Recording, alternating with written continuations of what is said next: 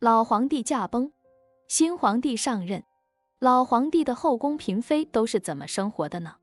皇帝的嫔妃们虽然过着锦衣玉食的生活，但是也过得战战兢兢，如履薄冰。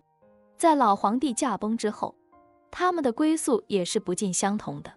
第一个是奉养他们，在皇家养老院紫禁城的西北角，有专门为先皇的嫔妃们修建起来的养老院，像慈宁宫、寿康宫、寿安宫、英华殿、慈宁花园这些行宫都是养老院，但是并不是所有的皇帝的女人都可以在这里养老的，只有嫔位以上的才有资格。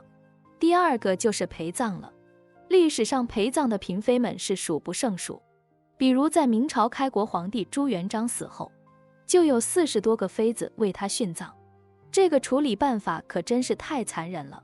第三个就是跟随儿子，如果嫔妃但有子嗣，那生活还算是不错，他们可以跟随着自己的儿子生活，享受朝廷俸禄。不过电视剧《甄嬛传》里，果郡王的母亲舒太妃是个例外。第四个去处就是守灵了，没有儿子的嫔妃只能去给皇帝守灵，直到老死。他们还有一个雅称叫做珠圆贵人，这名字倒挺好听的，但是想想那些嫔妃，其实多数都是如花似玉的年龄，却只能空守在灵前直到老死，这也是十分可怕的。第五个归宿就是被新皇帝所收纳。在古代，一些新皇帝比较好色，在老皇帝驾崩之后，将老皇帝的后妃全部占为己有。比如唐高宗李治，就将自己老爸的女人武则天给收了。而且在三国时期，曹丕在处理先王曹操嫔妃们时，被他的母亲卞太后大骂是猪狗不如。一个太后这样骂自己的皇帝儿子，一定是有原因的。原来曹丕把先王曹操的一部分嫔妃留在了自己的后宫，这在民间叫做爬灰。最可恨的就是儿子爬了父亲的灰。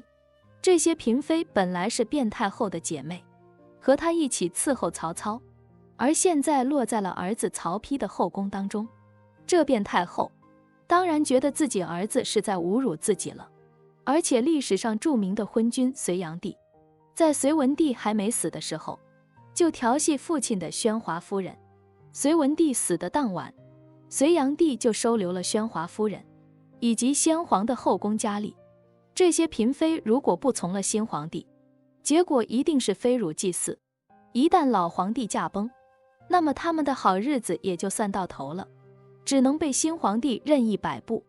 总之，作为皇帝的女人，在皇帝生前尽享荣华富贵，在皇帝死后，则人为刀俎，我为鱼肉，甚至不如平常的普通人，过不了正常的生活。这真是一入宫门深似海啊！欢迎关注我的频道，这样就不会错过更多精彩内容。